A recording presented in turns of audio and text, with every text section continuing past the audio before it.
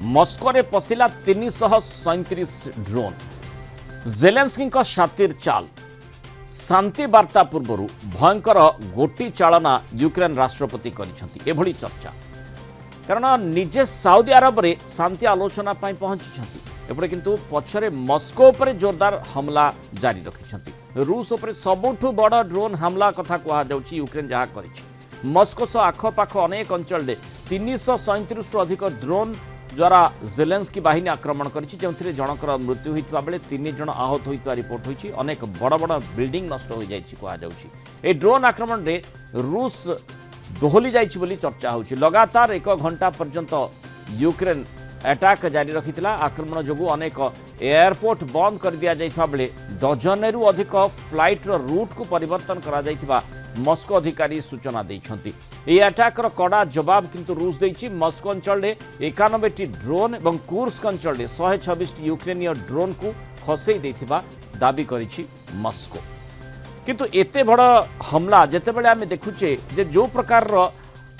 White house रे जो प्रसंगटी चर्चा भीतर को आसीथिला ट्रम्प कर यूक्रेन रूस युद्ध रे एंट्री पर अंततः आशा करा जाउथिला बोधवे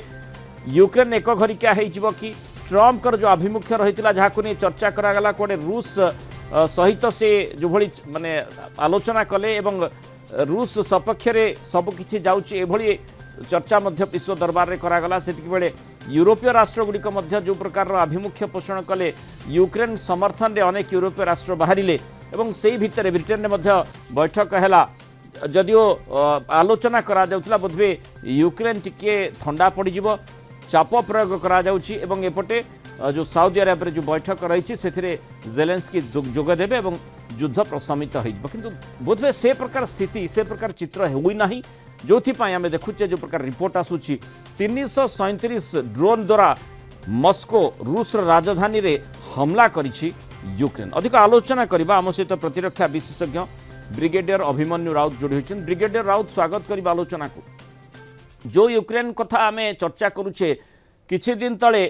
ओवल ऑफिस व्हाइट हाउस रे जोठी ट्रम्प सहित बैठक होइथिला एवं सेठी बाकवितंटा होइथिला जहाकू विश्व समुदाय देखिथिले। तापर बोधवे आउ कहीं आशा करुनथिले जे ट्रम्प कड़ा आभिमुख्य पोषण करुचंती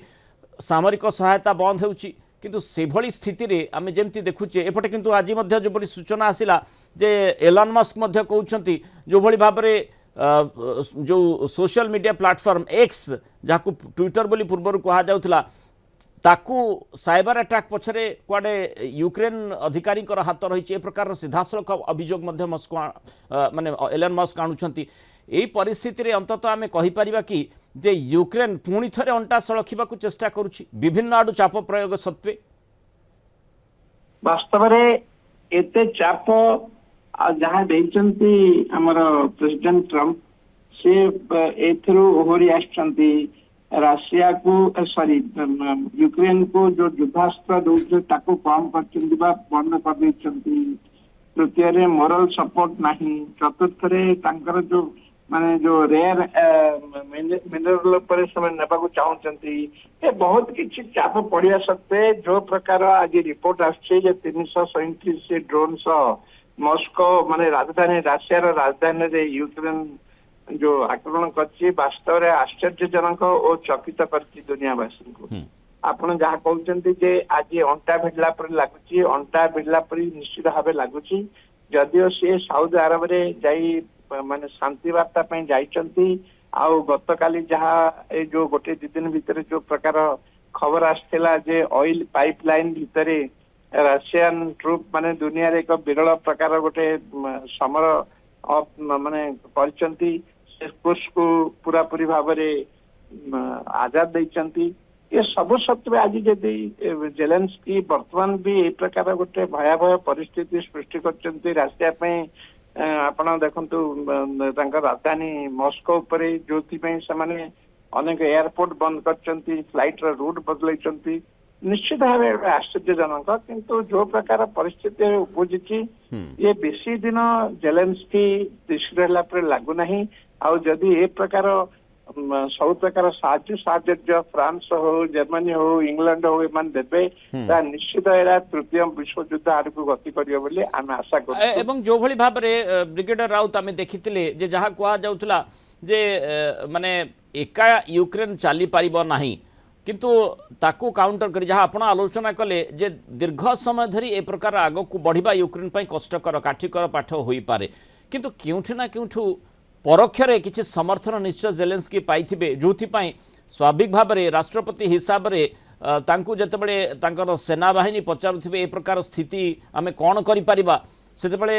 से मध्य जो प्रश्नटी हाउ इज द जोश कहा जाए निश्चय तार उत्तर मध्य हाई बोली अर्थात भल रही बोली तार उत्तर पाउथिबे और सही आधार रे